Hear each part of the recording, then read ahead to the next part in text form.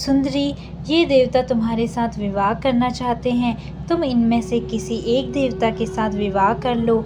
यही संदेश लेकर मैं तुम्हारे पास आया हूँ। उन देवताओं के प्रभाव से जब मैंने तुम्हारे महल में प्रवेश किया तो मुझे कोई देख नहीं पाया। मैंने तुमसे देवताओं का संदेश कह दिया, अब जो कहना है कह दो। अब तुम्हारी जो इच्छा हो। दमयंती ने बड़ी श्रद्धा के साथ देवताओं को प्रणाम करके मंद मुस्कान के साथ कहा, स्वामी, मैं तो आपको ही अपना सर्वस्व मानकर अपने आप को आपके चरणों में सौंपना चाहती हूँ।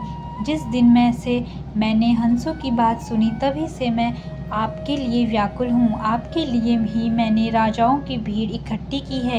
यदि आप मुझ दासी की प्रार्थना स्वीकार कर देंगे तो मैं जहर खाकर मर जाऊंगी।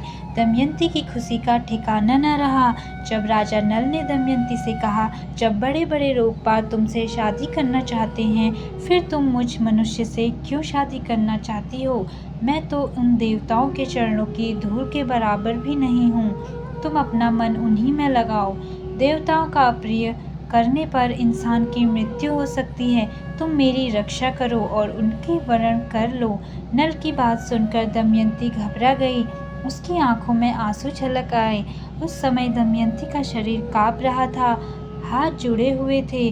उसने कहा, मैं आपको वचन देती हूँ कि मैं आपको ही पति के रूप में वरण करूंगी।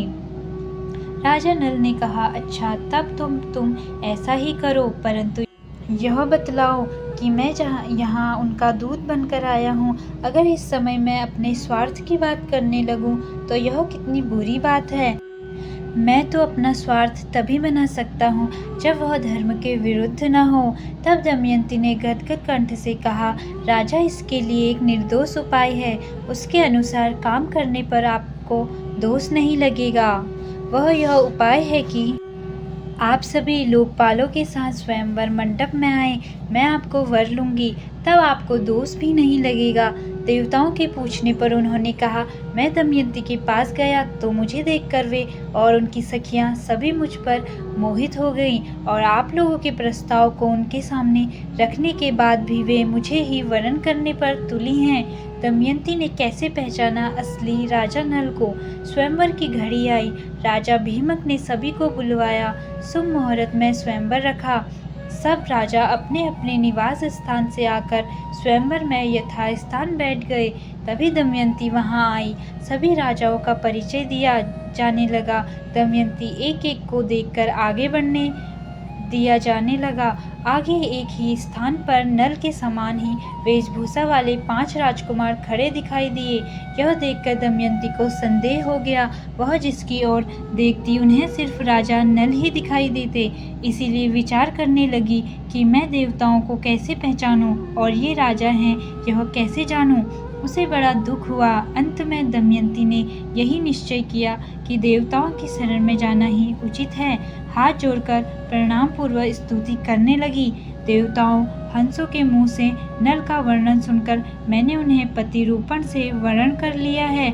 मैंने नल की आराधना के लिए ही यह व्रत शुरू कर लिया है।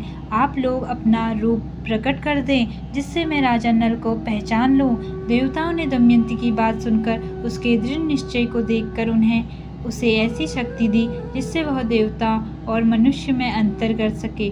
दमयंती ने देखा कि शरीर पर पसीना नहीं है, पलकें गिरती नहीं है, माला कुमलाई नहीं है, शरीर स्थिर है, शरीर पर धूल व पसीना भी नहीं है। दमयंती ने इन लक्षणों को देखकर ही दमयंती ने राजा नल को पहचान लिया और कलयुग नल के शरीर में प्रवेश कर गया।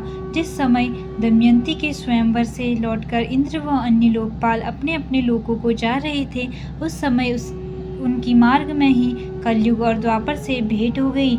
इंद्र ने पूछा, कलयुग कहाँ जा रहे हो?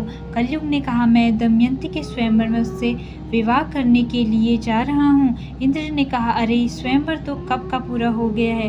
दमयंती ने राजा नल का वरण कर लिया है, हम लोग देखते ही रह गए।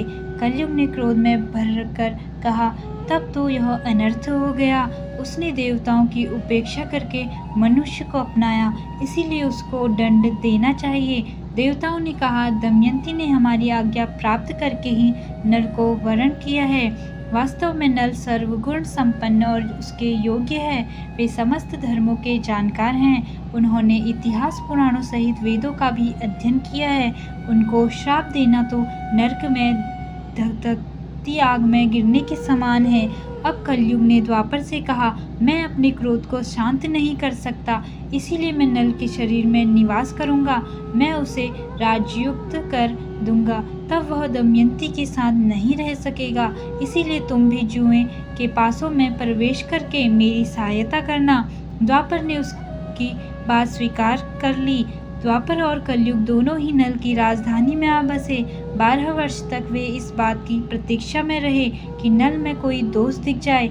एक दिन राजा नल संध्या के समय लघुशंका से निर्वृत्त होकर पैर धोने बिना ही आचमन करके संध्यावंदन करने बैठ गए। यह अपवित्र अवस्था देखकर कलयुग उनके शरीर में प्रवेश कर गया। जुए में राजा नल सब कुछ हार गए। तब कलयुग दूसरा रूप धारण करके वह पुष्कर बनकर उसकी बात स्वीकार करके वह पुष्कर के पास गया और बोला, तुम नल के साथ जाओ, जुआ खेलो, मेरी सहायता करो, जुए में जीतकर निषद राज का राज्य प्राप्त कर लो। पुष्कर उसकी बात स्वीकार करके नल के पास गया। द्वापर भी पासे का रूप धारण करके उसके साथ चला। जब पुष्कर ने राजा नल को जुआ खेलने का आग्रह किया, तब राजा नल दमयंती के सामने अपने भाई की बार बार की ललकार सह ना सके। उन्होंने पासे खेलने का निश्चय किया। उस समय नल के शरीर में कलयुग घुसा हुआ था, इसीलिए नल जो भी जुए में लगाते हार जाते। प्रजा और मंत्रियों ने राजा को रोकना चाहा, लेकिन जब वे नहीं माने तो मंत्रियों ने द्वारपाल को रानी दमयंती तक राजा को रोकने का संदेश पहुंचाया। तब रानी नल दमयंती को बोली, आपकी पूरी प्रजा आपको दुख के कारण अचेत हुई जा रही है। इतना कहकर दमयंती भी रोने लगी, लेकिन राजा नल कलयुग के प्रभाव में थे।